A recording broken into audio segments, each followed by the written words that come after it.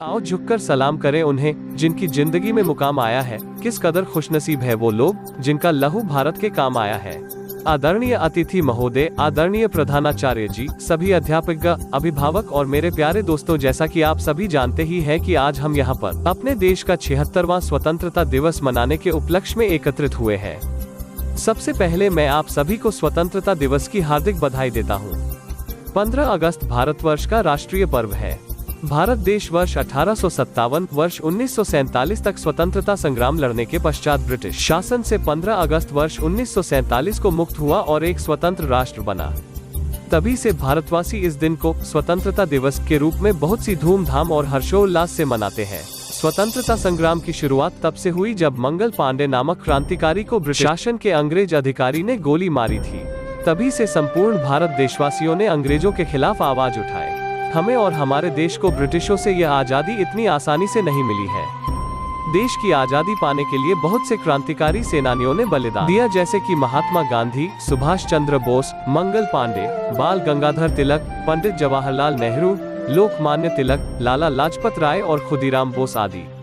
आजादी की लड़ाई लड़ने के लिए महात्मा गांधी ने सत्याग्रह आंदोलन चलाया और कई बार तो उन्हें जेल भी जाना पड़ा, लेकिन उन्होंने हार नहीं मानी, क्योंकि उनका एकमात्र लक्ष्य भारत देश को ब्रिटिश शासन से आजादी दिलाना था और काफी अत्याचार सहने और संघर्ष करने के पश्चात फलस्वरूप वे सफल भी हुए। स्वतंत्रता सेनानियों के लिए कुछ लाइनें कहना चाहूंगा।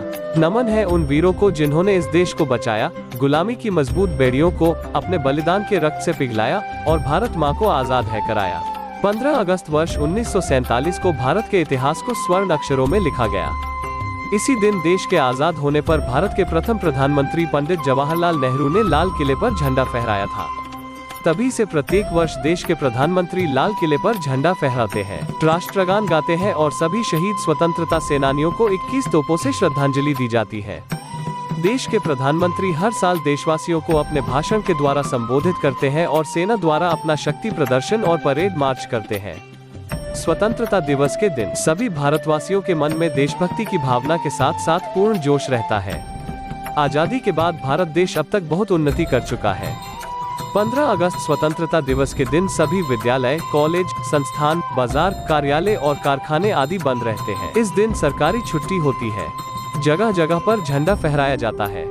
स्कूलों, कॉलेजों आदि में सांस्कृतिक कार्यक्रमों का आयोजन किया जाता है, जिसमें सभी छात्र छात्राएं भाग लेते हैं और देशभक्ति के गीत गाते हैं। कोई कविता सुनाता है तो कोई सांस्कृतिक गीतों पर नृत्य करते हैं। 15 अगस्त भारत देश के गर्व और सौभाग्य का दिवस है। यह पर्व हमारे हृदय में नवीन स्फूर्ति, नवीन आशा, उत्साह तथा देशभक्ति का संचार है।